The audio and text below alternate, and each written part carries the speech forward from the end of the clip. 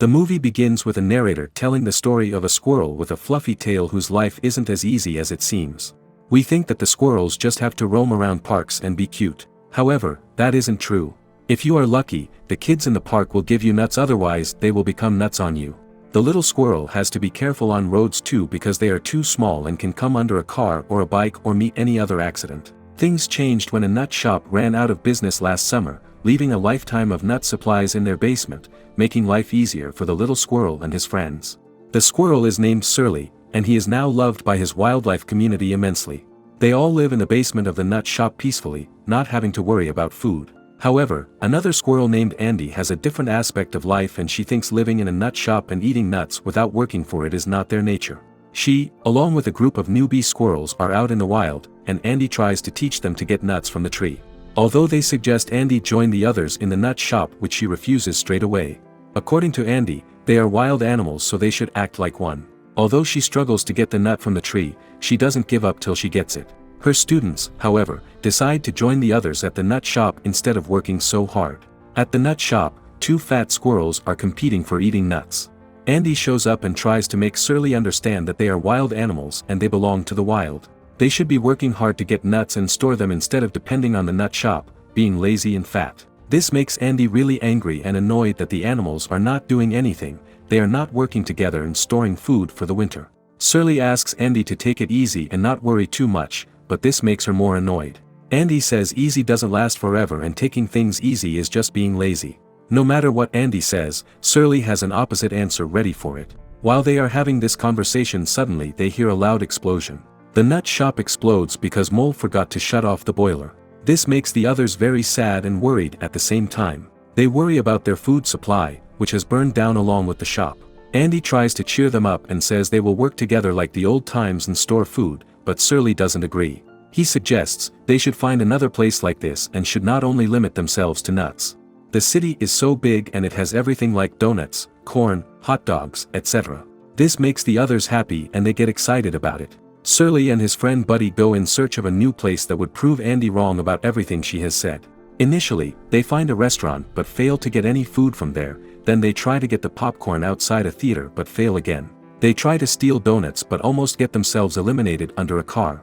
Tired of all that happened, Surly gives up, saying they should just move back to the park as there is no food for them in the city. They know that when they go back everyone will be expecting them to have food, so they have to let them down slowly. When they return, everyone looks for food but finds nothing. Surly announces that they couldn't find any food. This announcement creates chaos among them, but Andy calms them down, suggesting to move back to their park, which has everything they need. Andy tries to sing for them, but gets interrupted by Surly and the others, who think she shouldn't sing because she can't. On the contrary, Mayor Muldoon thinks that Liberty Park makes no money and has no profit. So he comes up with the idea of turning the park into an amusement park and names it Liberty Land. When the mayor makes the announcement, the media asks him about the animals living in the park. Although he doesn't really care about the animals, he still lies in front of the media to take care of the animals. When the animals find out about this, they panic and run because of the big machines they see digging the ground. Surly tries to stop Andy and the others, but Andy says when he was in charge he didn't do anything and blew his chance, so now he should let her handle things her way. They both get into an argument and Surly suggests they should stay and fight for their park instead of running.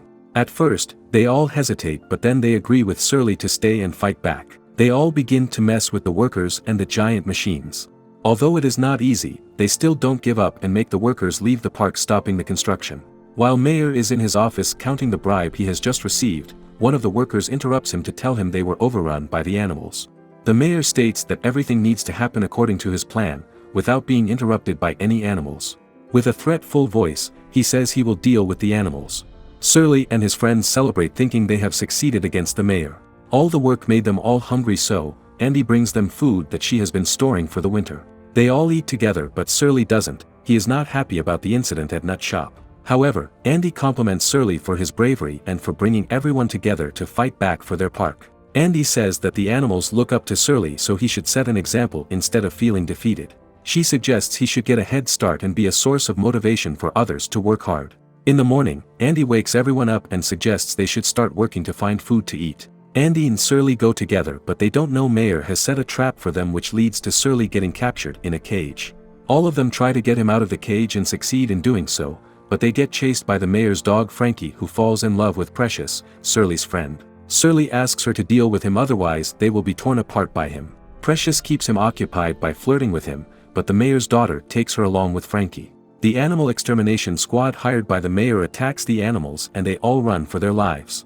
Gunther, the animal extermination squad leader, manages to destroy almost everything in the park, making it easier for construction work to begin again. Andy decides to go to the other side of the city and visit the other park to see if they can survive there. Surly and Buddy leave to rescue Precious from the mayor's crazy daughter Heather. The mayor takes the wrong advantage of his position and breaks the traffic rules when he gets stuck in traffic, causing chaos for the other citizens. At her residence, Heather gives Frankie treats, for which she first makes him do some crazy tricks. However, Precious gets no treats because she has not been trained for any tricks. Following the mayor's car, Surly and Buddy encounter a group of white mice and their leader Mr. Fong. Looking at Fang's appearance, Surly calls him cute, which offends him and leads to getting beaten by Fong. They trick the mice and run from them, hoping in a taxi. They see the mayor's car parked in front of his residence, and so they both decide to break in. They witness a couple of preserved animal heads hanging in his office as decoration. When they enter Heather's room, they see Frankie and Precious locked up in a cage while Heather herself plays with her toys. Precious asks Frankie if the crazy girl will ever feed her, as she is very hungry. Frankie comes up with a solution and vomits his food, asking Precious to eat it. This makes Precious nauseous, so she refuses straight away. Surly helps Precious out of the cage and she tells Frankie that she is not interested in him at all, everything she did was to save her friends. When they are about to leave, Surly mistakenly steps over one of Heather's toys, which makes a noise. Finding Precious out of the cage with his friends, Heather turns red with anger and runs to catch them. All this chaos makes the mayor shoot at them and Buddy falls down the balcony, becoming unconscious. Meanwhile, Andy and the others find their way to the other park, which they fall in love with. It looks huge and very beautiful, but suddenly Andy gets hit by a golf ball. Turns out it's a golf park where people come to play, and two of such people start chasing Andy and her friends. Disappointed, they all return back to Liberty Park when Surly brings Buddy, who is hurt and unconscious. Surly blames himself for being reckless. Seeing Surly so emotional and sad, Andy tries to make him feel better. She asks him to tell her about Buddy and how did they get so close. Surly tells them their tale. He says they met during the hurricane when Buddy was just a small rat, only a few weeks old. He was about to get blown away in the hurricane when Surly tried to save him, but he himself blacked out. Buddy managed to keep him alive and safe. Just like that, they saved each other and have known each other ever since. Andy asks Surly to come up with a plan, as they have nowhere to go and nothing to eat, but devastated by Buddy's condition, he can't think straight or trust his own plans. Meanwhile, Precious thanks the unconscious Buddy by licking him, which makes Buddy move his hands to clean off Precious' saliva. On licking Buddy's face again, he gains consciousness to clean off his saliva. This makes them all very happy and they all gather around to make a plan to stop the construction. However, the mayor orders the workers to work quickly and finish the construction as soon as possible, even if that means compromising on the work quality. He just wants the amusement park to become functional to make more money.